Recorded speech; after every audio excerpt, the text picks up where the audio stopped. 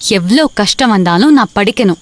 முதல்ல வானத்துல இருக்க எங்க தாத்தா பாட்டி கிட்ட சொல்லி உனக்கு ஒரு நல்ல மாப்பிள்ளைய பார்க்க சொல்லு. வர்ற மாப்பிள்ள உன்னைய படிக்க வச்சுட்டு போறான். என்னம்மா மாப்பிள்ளை கல்யாணம்னு பழைய காலத்து பொம்பளை மாதிரி பேசுற? எல்லாம் ஓ நல்லதுக்கு தாண்டி சொல்றேன்.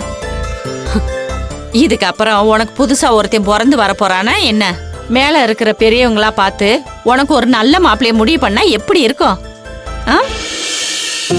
அப்பா, நல்ல பொண்ணா பார்த்து முடிவு பண்றதுக்கு அவங்க என்ன பொண்ணு பாக்குற வேலையை பார்த்துக்கிட்டு இருக்காங்க? வாழ்க்கை விஷயம் உனக்கு விளையாட்டா இருக்கா? ஐயோ அப்பா, எனக்கு இப்ப கல்யாணமே வேணாம்ப்பா. டேய், அதெல்லாம் முடிவு பண்றதுக்கு நீ யாரு? என் கல்யாணத்தை நான் தானப்பா முடிவு பண்ணோம். அப்ப ஆண்டவன் ஒருத்தன் எதுக்குப்பா இருக்கான்? உனக்கான பொண்ணை இன்னும் முடிவு பண்ணாமலையா இருப்பான்?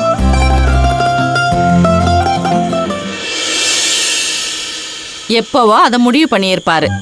உனக்குன்னு முடிவு பண்ண மாப்பிள்ள ஏதோ ஒரு ஊர்ல ஏதோ ஒரு இடத்துல இருப்பாரு. கடவுள் மொத பக்கத்திலேயே கஷ்டத்தை கொடுத்துட்டாரு. இரண்டாம் பாகத்துல ரொம்ப சந்தோஷமா இருக்கும். உனக்காக கடவுள் ரெடி பண்ணி வச்சிருக்க மாப்பிள்ள ரொம்ப தங்கமானவரா இருப்பாரு. ஒருவேளை நீங்க சொல்ற அந்த மாப்பிள்ளை பித்தளையா இருந்துட்டா? அது எப்படி பித்தளையா இருக்கும்? 33 கோடி தேவர்கள் வானத்திலிருந்து அட்சதை போடுறதுக்கு பேருதான் கல்யாணம். அத்தனை சாமிங்க இருக்கும்போது எப்பறா தங்கத்தோட பித்தளைய சேர்த்து வைப்பாங்க? அப்பா, நீ பேசுறதெல்லாம் கேட்கறதுக்கு நல்லாதான்ப்பா இருக்கு. ஆனா நிஜத்துல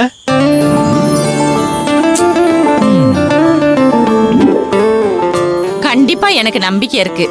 கடவுள் உனக்கு நிச்சயமா உனக்கு ஒரு நல்ல மாப்பிள்ளையத்தான் கொடுப்பாரு. உண்மையிலேயே கடவுள் எனக்கு நல்லது பண்ணணும்னு நினைச்சா எனக்கு நல்ல படிப்பை கொடுக்கட்டும். அதான் படிப்பு வேணா ஒரு மண்ணு வேணான்னு சொல்லி அந்த லெட்டரவே தூக்கிட்டு போயிட்டாரே.